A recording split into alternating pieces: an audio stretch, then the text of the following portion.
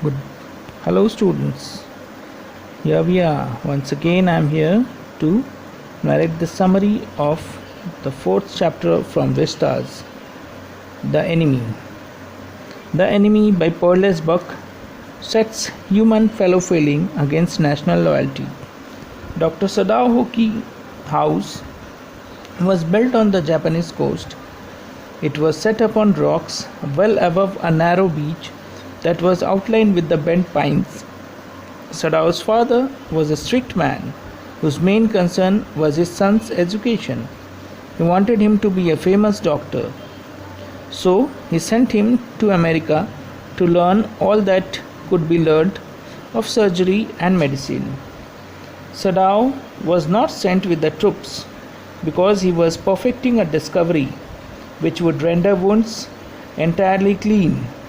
The old general was being treated by Sadao, so he was not sent with the troops, because the general might need an operation any time. Moving forward, Hana and Sadao met in America, but he waited to fall in love until he was sure she was Japanese, because he knew his father would not let him marry her unless she had been pure in her race. Because he did not want to marry anyone else but a Japanese.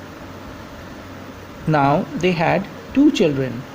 As they were standing in the veranda, they saw something black come out of the mist. The man staggered towards them. Then he was on his hands and knees, crawling. Then he fell on his face and lay motionless. He was a wounded American. Sadao, with his expert finger, began to search for the wound. On the right side of his lower back, Sadao saw that a gun wound had been reopened. They could not decide what was to be done with the wounded soldier, but Sadao's trained hand, on their own will, were trying to stanch the fearful bleeding. The bleeding stopped for the moment, and Dr. Sadao and Hana both decided that the best thing to do was to throw the white man back into the sea. But they hesitated. They were perplexed. If they sheltered him, they would be arrested. If they turned him over, he would definitely die. Coming to the next part of the story, human fellow feelings won, and they together lifted the white man and led him on a deeply matted floor of their father's bedroom. Hana told the servant about the wounded American. The servant did not like the idea of helping an enemy. Yumi, the servant, refused to wash the white man. Hana herself washed the American's breast and face with steaming hot water. The wounded man was totally helpless and he needs an operation. With the cleanest and the most precise of incision, Dr. Sadao removed the bullet. The pulse fluttered once or twice and then grew stronger. This indicated that the operation was successful and the man would live. Now, moving forward with the story, the young man was terrified when he perceived what he was. Hana comforted him and told him not to be afraid. Sadao examined his wound and pulled the silk quilt over him. The white man was barely 17 and a prisoner of war. The servants knew that their master was not a traitor, but they did not want to stay there when an American had taken shelter. They became more watchful. Sadao examined Tom. The last stitches had been pulled out. Now Sadao typed a letter to the chief of the police, reporting about the white man. On the 7th day, all the servants left together. Tom thanked the doctor for saving his life, but the doctor told him not to thank him so early. In the afternoon, a messenger came in to call Dr. Sadao as the general was in great pain.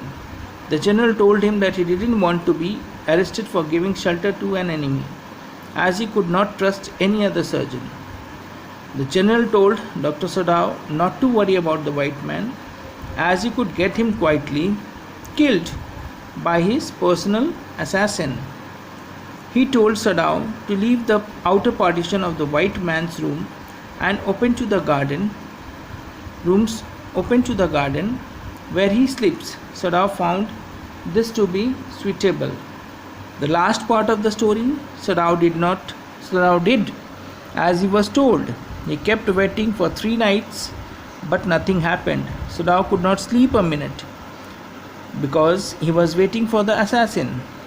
When he found him fit, he had a strange feeling. He told him that if he put his boat with food and extra clothes in it, he might be able to row to that little island. He could live there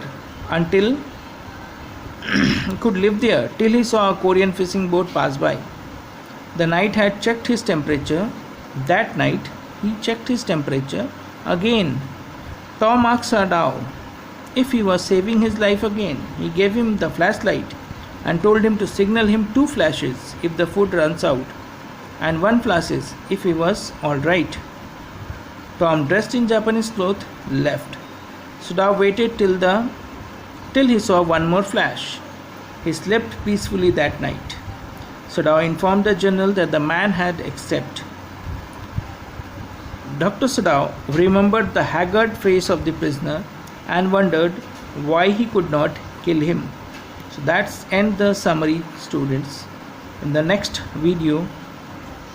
audio, I'll give you the important points of this chapter, the enemy. Thank you. Have a nice day.